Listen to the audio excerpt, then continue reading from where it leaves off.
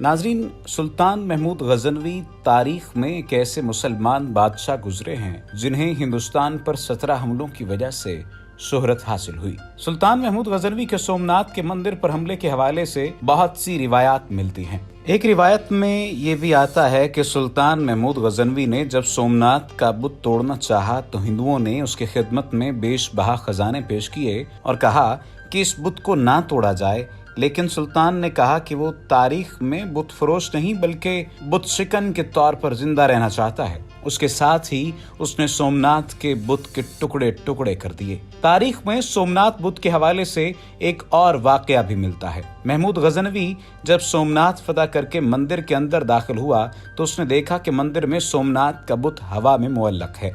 बुत को मंदिर के बड़े कमरे में इस अंदाज में मुअल्लक देखकर हर शख्स उसकी बर्तरी तस्लीम कर लेता, और जो बर्तरी तस्लीम न करता वो भी एक बार सोचने पर मजबूर हो जाता कि वजनी बुत किसी जंजीर, किसी नजर न आने वाले सहारे के बगैर किस तरह फजा में मुअल्लक है। सुल्तान के साथ उस वक्त मारूफ मुस्लिम दानिश्वर अल बैरूनी भी मौजूद थे।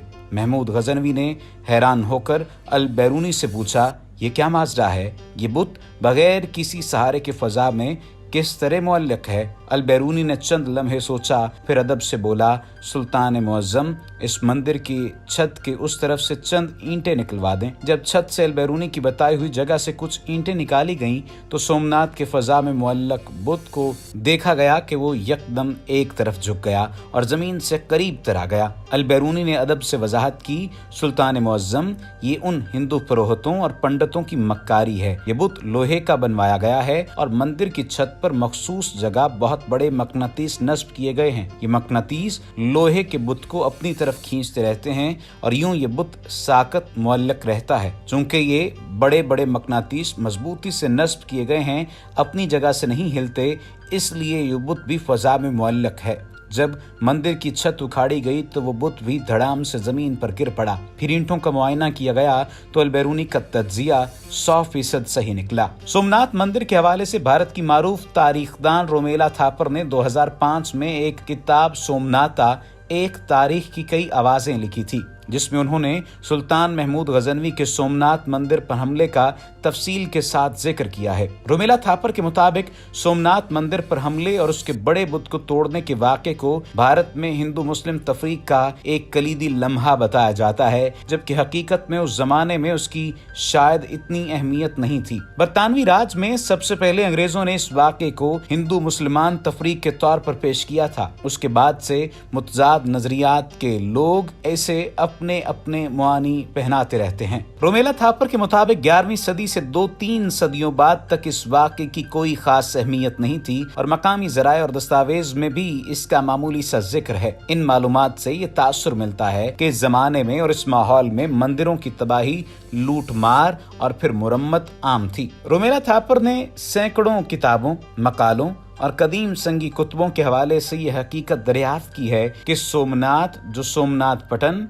सोमसावर पटन और देव पटन के नाम से भी मशहूर था, कभी भी महमूद ने बर्बाद न किया। थापर का कहना है कि जमानों में बड़े और अहम मंदिरों की जागीरें होती थीं और उनके अंदर नजरानों की सूरत में जमा शुदा बेपनाह दौलत होती थी। यहाँ तक कि जब कोई हिंदू राजा भी इन खित्तों में ये लगार करता तो वो भी इन मंदिरों को लूटता था और अक्सर अपनी फतह की निशानी के तौर पर वहाँ इस्तादा बुत अपने साथ ले जाता था। तो महमूद ने भी वही कुछ किया जो उससे पेशतर हिंदू राजे करते आए थे, लेकिन सब कुछ वैसा नहीं हुआ जैसा आज बयान किया जा रहा है। इस अहद के किसी मखतूते या दरियाफ्त होने वाले पत्थर पर यह नक्श नहीं है कि महमूद के हमले के बाद सोमनाथ उजड़ गया, बल्कि ये दर्ज है कि इसकी यलगार के बाद सोमनाथ बदस्तूर आबाद रहा और वहाँ परस्तिश होती थी। सुल्तान महमूद गजनवी ने सोमनाथ को तोड़ा या नहीं तोड़ा, ये बहस हम तारीखदानों के लिए छोड़ देते हैं, लेकिन रोमेला थापर की ये बात बहुत ही वजनदार है कि अंग्रेज ने 1857 की जंग आज़ादी के बाद